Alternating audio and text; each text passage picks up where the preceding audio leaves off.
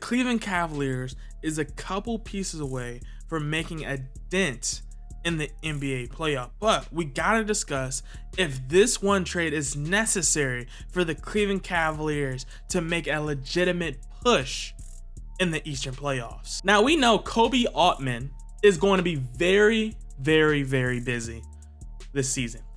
And we all also know, based off rumors, Bleacher Report, Twitter, and etc., that Kobe Altman has already started his scouting for players who he thinks is going to fit on the Cleveland Cavaliers roster. He's plotting on certain players that's going to fit this culture, and he should be, right? But you have Bleacher Report that's already saying they know of a trade that makes the Cleveland Cavaliers go from a first round exit to a conference finals contender. You say, what is that trade? What is the needle pusher that Bleacher Report has cooked up for the Cleveland Cavaliers? And that is, the Cleveland Cavaliers have to give up Isaac Okoro to receive Dorian Finney-Smith. If you're gonna pick context to it, Dorian Finney-Smith and Isaac Okoro are very similar players. The huge differences in their play style is that Dorian Finney-Smith is probably a more confident shooter. He's more experienced with being a role player under a high usaged playmaker. And Dorian Finney-Smith long term would be cheaper on a roster. And a plus, we get somebody who is a dog, who has that dog mentality, who's not going to be quiet, and he's going to energize these guys. He's going to defend his guys, and he's going to fight for his team. Right? Like, I got to see him in Dallas. Whenever somebody tried to get a little rough with Luka Doncic, Dorian Finney-Smith was right there with him. You get what I'm saying? Like, he has that type of mentality that we need. So when we go up against the Knicks and they try to push on Jared Allen, I guarantee you Dorian Finney-Smith is going to get a little rough with whoever just did that to him. You get what I'm saying? That's the players we're looking for. Now, the problem with that is, like I said before, when you go on the flip side of Isaac Okoro, you got to ask yourself, should we?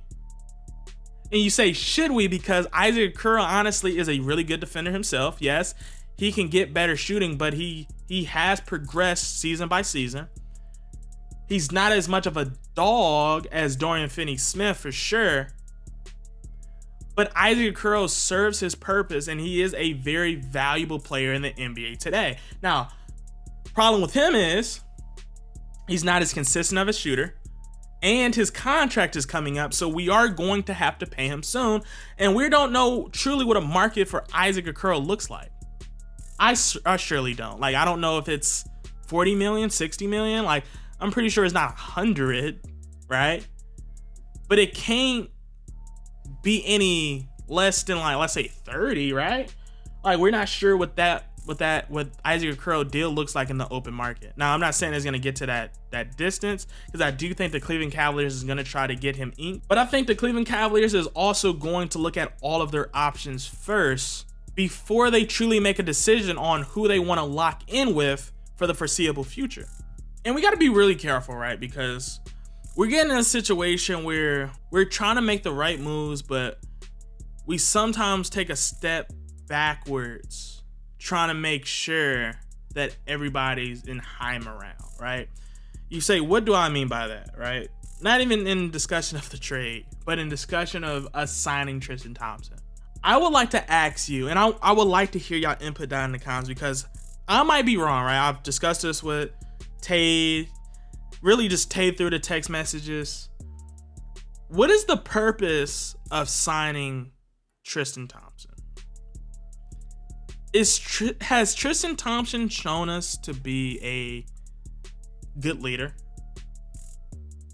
Has Tristan Thompson shown us to be a good player? Has Tristan Thompson shown us to be a good defender? Maybe a playmaker? Maybe even a scorer? You know what I mean? Like I have so many more questions in regards to that, because it's like, is he bringing in toughness? Is he showing your guys how to be more mentally strong? I just don't think Tristan Thompson really serves a purpose for us long term. And this could be the blindness of me, maybe, I'm not sure. But I truly think Tristan Thompson is not the player we should have signed. And then when someone say, no, we're signing Tristan Thompson for that Udonis Haslam role, so he's not playing, but he's going to be on the sidelines, coaching the players, getting them more experience, improving their IQ. I got to ask yourself, we cannot be in a situation like Miami, because then the question falls, is our development staff as good as Miami? Because at least with Miami, they could afford the one less roster spot because they was going to develop everybody else, and it was going to make the people they drafted in the second round look like they was first round players. You know what I'm saying? The Cleveland Cavaliers, as much as I love my Cavs, has never developed players in the volume of Miami. And I feel like that's the problem you face when you basically eliminate a roster spot for a player. For a player that's not truly going to benefit the Cavs as much as we think he is. And I understand he's a fan favorite. But we have to take the fan favorite part out of it and just truly ask yourself, what does Tristan Thompson do to make the Cleveland Cavaliers better than what we was last year? And I think if you cannot answer that question, you've proved my point to why the Cleveland Cavaliers should not have signed Tristan Thompson. But down in the comment below, let me know how y'all feel about today's content.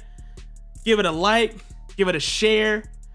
We have a lot of amazing content. I know y'all my Cleveland guys, man. Y'all know I'm a Cleveland fan.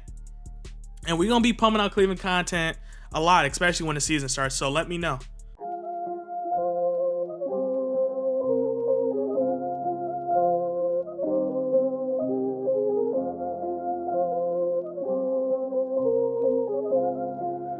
That's that Lennox with that money.